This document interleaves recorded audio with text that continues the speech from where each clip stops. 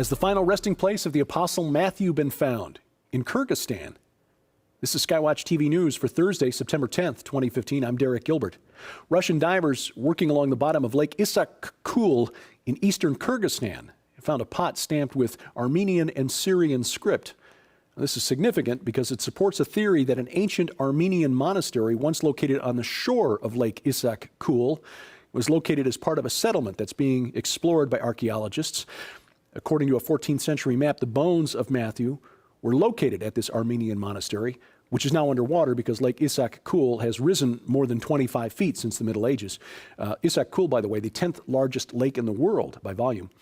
The theory goes that Matthew was killed in Syria while preparing to travel to India, and that his disciples carried his remains with them as they fled Syria to the east, escaping Roman persecution.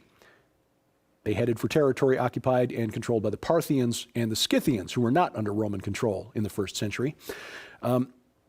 This is an interesting theory because, if true, it shows that the gospel reached the very borders of China by the end of the first century AD. Now, to be fair, the cathedral at Salerno, Italy, also claims to hold the bones of Matthew, and there are some who believe that Matthew was killed and buried in Ethiopia while working with the Apostle Andrew. As a Protestant Christian, it really doesn't matter. These relics don't have any power. It just is an interesting bit of church history. In neighboring Kazakhstan, a mystery that's got scientists stumped: a mass die-off of a rare species of antelope called the saiga. Some 60,000 of the dog-sized animals died in a 4-day period this spring. Over the summer, almost half the estimated population, about 140,000 animals, have died. The population of saigas has been severely impacted by illegal hunting.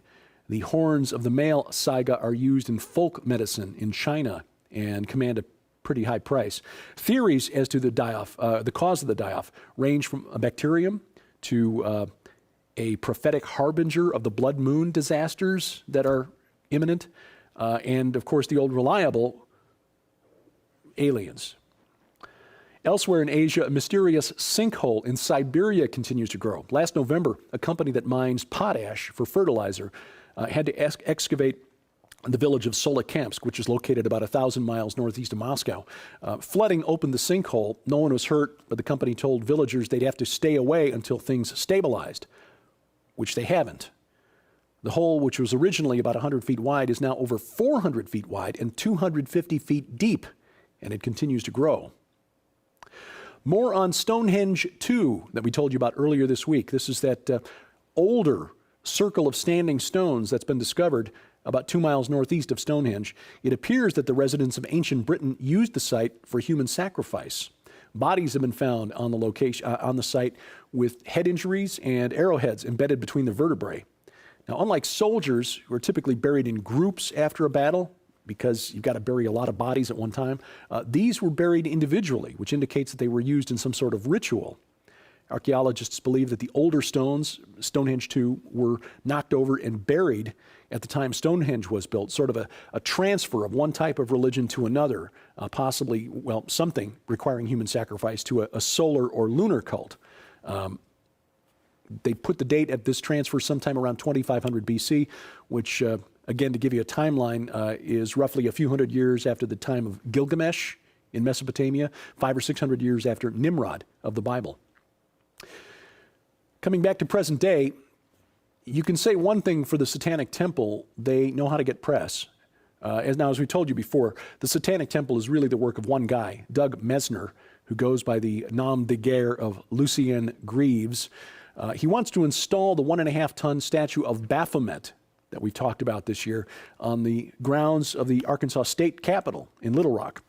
He's formally petitioned the Arkansas Capitol Arts and Grounds Commission for permission to install Baphomet next to a monument of the 10 Commandments that's been approved by the state legislature.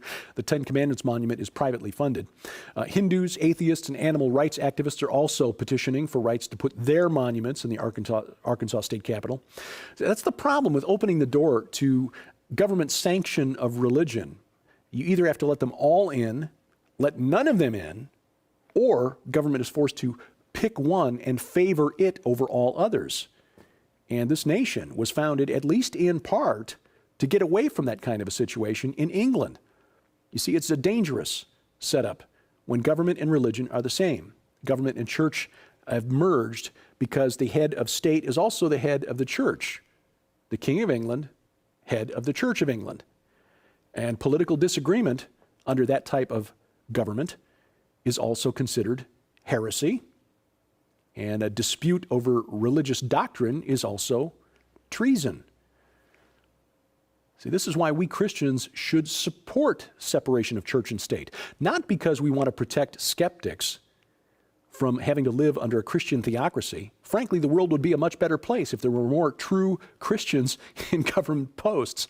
But what is more likely to happen when church and state become one is that the gospel is compromised and corrupted by making the ministry an official part of government bureaucracy. And speaking of religion and bureaucracy, it appears that there's a conservative revolt that's shaping up inside the Vatican. Former Archbishop of St. Louis, Missouri is right in the middle of it. Cardinal Raymond Burke said earlier this year in an interview that he would resist liberal changes and warned Pope Francis that the power of the Pope is not absolute. Pope Francis has been urging changes this year for the church to become more inclusive to divorced Catholics, gays, and lesbians. Insiders say the church hierarchy is more polarized than it's been in 50 years. One liberal priest who was promoted to a position at the Vatican by Pope Francis said, well, at least we aren't poisoning each other's chalices anymore. Pope Francis will be in the U.S. in about 2 weeks to address Congress and the United Nations. Well, we've reported a lot of news from the Middle East this week, most of it bad, or at least unsettling. But there is some good news about the flood of refugees arriving in Europe over the last couple of years. It's giving churches there, Christian churches, the opportunity to witness. And at least in some places, Muslims are converting. One church in Berlin reports that its membership has grown from about 150 to over 600 in 2 years, with most of the converts coming from Afghanistan and Iran. Now, some skeptics are claiming that this is just a tactic on the part of Muslims looking for more economic opportunity to avoid being sent home. You can make a pretty good case that a convert to Christianity wouldn't exactly be welcome in Iran.